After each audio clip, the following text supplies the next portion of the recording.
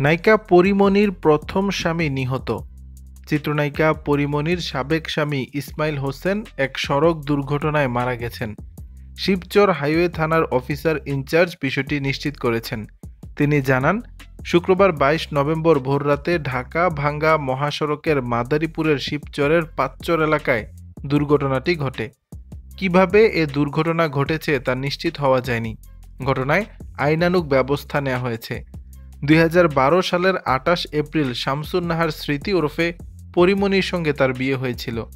জানা গেছে, ইসমাইল তার বন্ধু মনিরকে নিয়ে বৃহস্পতিবার রাতে বাড়ি থেকে মোটরসাইকেলে ঢাকায় যাচ্ছিলেন।